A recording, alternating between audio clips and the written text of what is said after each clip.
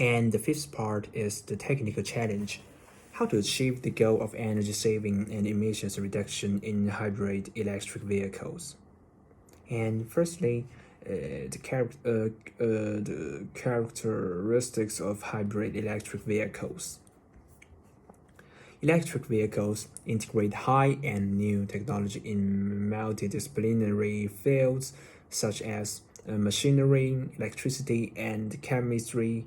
It is an integrated product of the latest achievements in engineering technologies such as automobiles, electricity, uh, automatic control, chemistry, computers, and new energy materials. From the perspective of environmental protection, the pollution caused by electric vehicles is relatively small. From an energy point of view, electric vehicles will diversify and increase energy utilization and achieve the goal of reliable, balanced, and pollution-free energy. Here, focus on hybrid electric vehicles.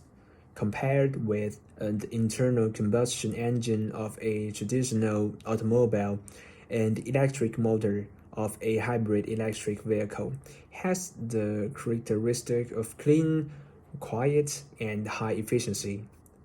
At the same time, its speed, torque, control characteristics are also more flexible.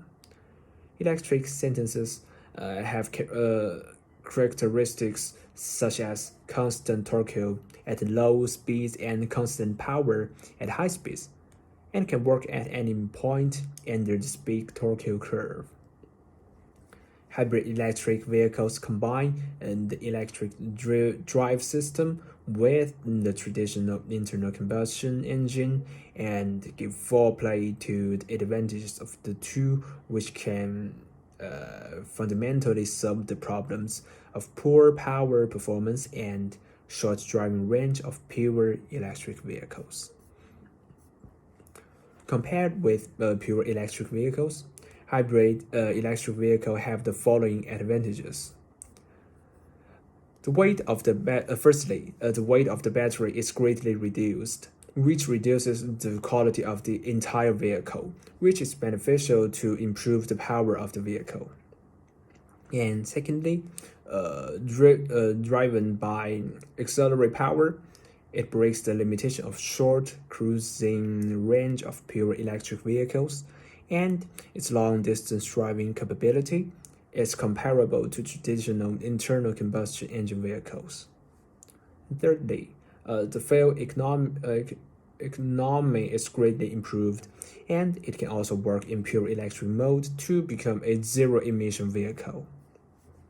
Fourthly, the air conditioning system and other accessories are directly driven by the internal combustion engine and have sufficient energy supply to ensure the comfort of the car. Fifthly, uh, auxiliary power can provide energy to the energy storage device, ensuring that hybrid vehicles do not need to be parked for charging, and there is no need to build dedicated charging facilities.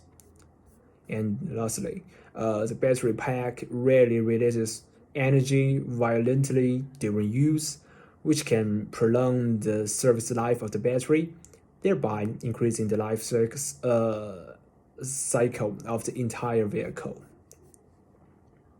Its second point is the uh, energy saving principle of hybrid electric vehicles. Hybrid electric vehicles have a variety of structural methods and classification methods.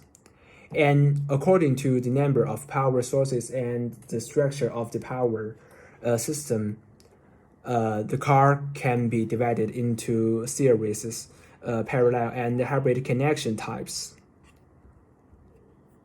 And by optimizing the structural development of internal combustion engine, fuel tanks, generators, batteries, power converters, motors and transmissions and improving the performance of various components.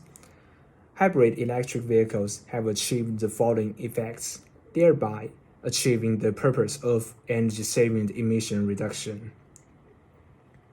Firstly, the compensation function of the energy storage element smoothes the fluctuation of the operating conditions of the internal combustion engine, absorbs and stores electric energy in the general driving of the car, and provides electric energy when high power is needed, so that a small engine can be used. The high load rate of the engine during work can make the engine operating point in the optimal working area with high efficiency. And secondly, the internal combustion engine can be turned off when the car is parked and waiting or taxiing at low speed to save fuel.